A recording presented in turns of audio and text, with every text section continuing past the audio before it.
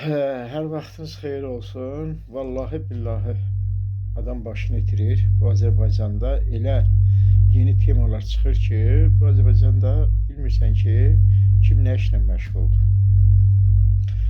Nəyi gətirirəm sözümü? Mən bu qeyri-hökumət təşkilatının rəhbəri kimi bildirmək istəyirəm ki, qardaş, bu təhsil sistemində olan deyirsiniz, rüşvətxorluq baş alıb gedir. Müəllimlər rüşvət alırlar. Vermə də, qurban olun siz. Verməyin də bu rüşvət. Bunu nazir neynəsin? Müsir Mərdanovun dövründə rüşvət yox idi. Bak bundan da çox idi. Bunda niyə danışmırdı? Və oradan bazası oradan qoyuldu. Bu rüşvətin bazasını Müsir Mərdanov qoydu. Bunu bilin. Bəzi ağzı göyçəklər də Misirin tərəfini tutur ki, Misir Mərdanov neynədi ki, təhsili inkişaf elətdirdi. Daş düşdün elə təhsillər ki, onu Misir Mərdanov inkişaf elətdirdi. Hardan inkişaf elətdirdi? Oğurluq, rüşvətxorluq, korrupsiya, yerli-bazlıq, qohum-bazlıq hamısı Misir vaxtında gəldi də. Misir Mərdanov gətirdi də. Biz gətirmədik ki. 20 min siz təsəvvür eləyin, saxta diplom nə deməkdir? Bunu Emin Əmrullayev eləməyibdir ki. Misir Mərdanov eləyib. İndi Emin Əmrullayev Elm və Təhsil Naziri bu saxta diplomla işləyən müəllimləri işdən çıxardanda deyirlər ki, müəllimə qarşı burada ayrı seçkilik olur. Necə yəni? Saxta diplomla gəlin mənim evladıma dərs deyən müəllim mənə lazım deyil. Bunun hamısının bünövrəsini Misir Mərdanov qoyubdur da. Və eyni zamanda təhsildə dürüstlük olmayan yerdə sən rüşvət alıb da deyirsən mən rüşvət almamışam. Biri də qalxar deyər yalançının. Misir Mərdanov, siz necə yəni rüşvət almamısınız? Siz banklarla əlbir olmuşsunuz. Bax, siz Unibankla əlbir olmuşsunuz, digər banklarla əlbir olmuşsunuz, cəmaatın evini yıxmışsınız. Əgər pulu yoxdursa, siz tapşırmışsınız ki, gedin bankdan pul götürün. Belə hallar olub. Bizim başımıza gəlib. Və həmin vəsaiti qaytarmaqdan ölmüşük. Əvvəllər siz indi deyirdiniz ki, Ramiz Mehdiyevdir bunların hamısını eləyən. Ramiz Mehdiyevin üzünə durdunuz siz. Əli İnsanovun üzünə durdunuz siz. Gördük də sizi. Sizin ədalətinizi gördük, sizin həqiqət. 5-10 nəfəri ətrafına yığmışsan, özünü oxşarları. Ətrafına yığmışsan ki, məni təriflə yine. Prezident olmaq istəyirsən. Sən hay-hayın geyib, vay-vayın qalıb, səndən prezident çıxar.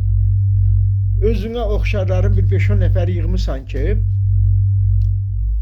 səni sosial şəbəkədə tərifləsinlər, Emin Əmrullayevi vursunlar. Nə var, Emin Əmrullayev Mehriban Əliyevanın kadrıdır. Səhiyyə naziri Mehriban Əliyevanın kadrıdır. Düşmüşsünüz bunların üstə. Daxili İşlər naziri düşmüşsünüz onun üstündə. Sizə nəsə belə qaranlıq qalır bunların o fəaliyyətləri. Niyə? Nə olub ki? Gül kimi idarə eləyir də. Səni kimi qohumbazlıq eləmir, yerli-bazlıq eləmir, səni kimi saxtakarlıq eləmir, səni kimi qeyri-qanuni işlərlə məşğul olmur ki, Emin Əmrullayev. Hamısı üzdədir. Qeyri-qanuni işlərlə məşğul olanları da çıxardırıq. Amma sən qeyri-qanuni işlərlə məşğul olanları hamısını saxlayırdın yanında. İndi də deyirsiniz, xanımın